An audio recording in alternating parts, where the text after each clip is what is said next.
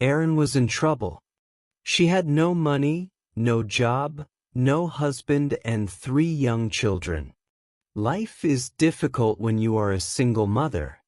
But Erin loved her young family and she wanted to make their lives happy and comfortable. Day after day she read the local newspapers and called for jobs. But every phone call and every interview was unsuccessful. It was time to try something new. Erin visited her lawyer, Ed Masry. "I'm smart. I'm hard-working and I'll do anything," she told him. "Please give me a job." It was a strange way to find a job, but Erin did what she had to do. She wanted to be a good person and a good mother. Arthur Erin was not like the other office workers. She did not always speak politely.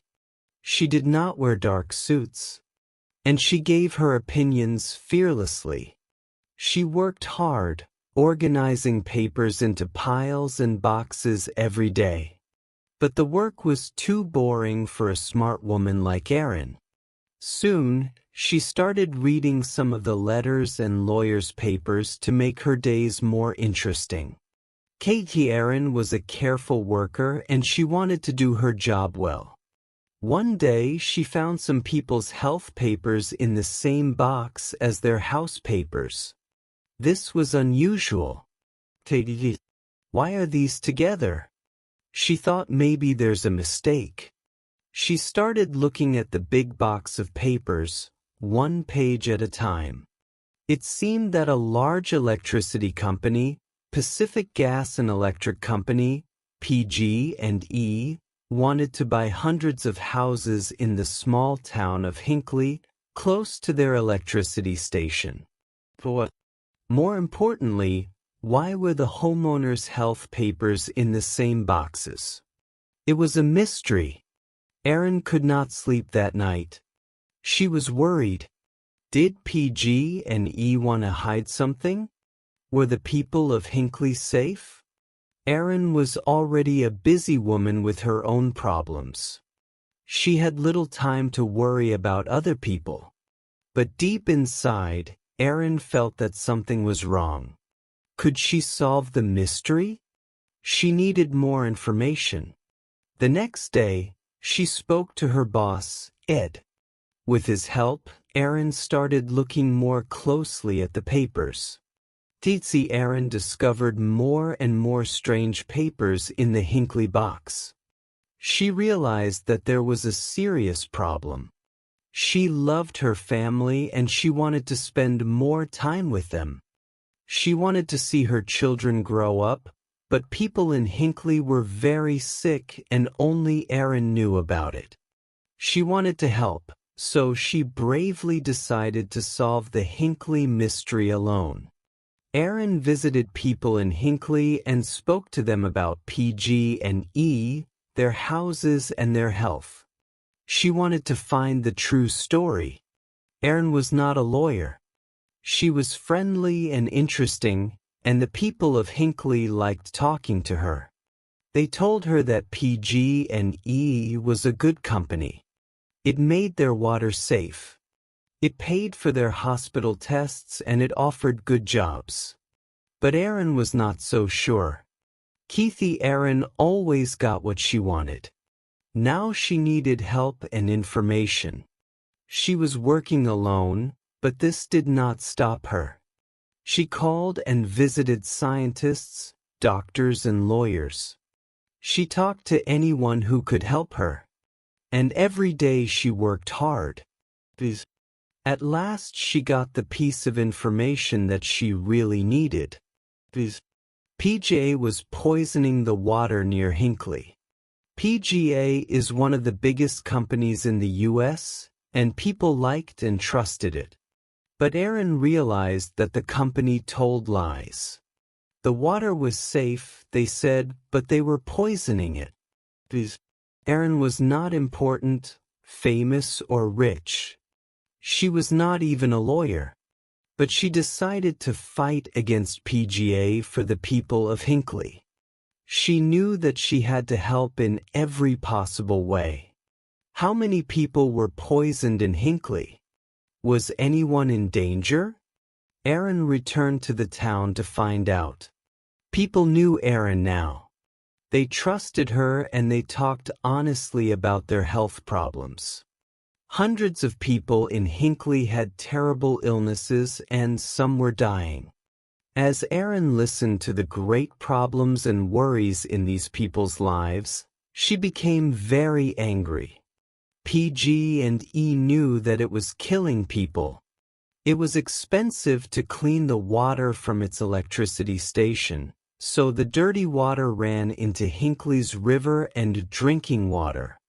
Now the company wanted to buy the houses and keep the secret. It was not worried about the people who became sick. It was worried about possible payments to those people. Money was a big problem for Edgar Mosseri too. At this time, Erin's work was important. He knew that. But lawyers only get paid when they win. It was almost impossible for a small local law office to win against PG&E. Ed was afraid, but he was a brave man too. He trusted Erin, and Erin's courage and hard work carried them through the most difficult times from start to finish. Erin's work for the people of Hinckley took more than 5 years. During that long and difficult time, Erin and Ed made a great team. As Erin talked to different Hinckley people, her name and face became famous in the town. She had to be careful. She did not want PG&E to know about her work. As more people told their stories, Erin got the necessary information. She worked longer and longer hours. She still had a family to look after too. Her body and mind were tired, but she knew that quick action was important. Finally, it was time to fight. PG&E, Erin and Ed sent 634 notices for lawsuits from their small office to the large, expensive offices of PG&E. It was brave. But was it crazy? PG&E was a dangerous enemy. Was this the end for Ed's company? When PG&E received the notices for the lawsuits, its lawyers immediately realized the danger. The sick people of Hinckley wanted a lot of money from the company. More lawyers were brought in on both sides. The lawsuits were too big for Erin and Ed alone. But Erin continued to work on them. The Hinckley people were her friends. She truly loved them, and she knew more about their lives and problems than anyone.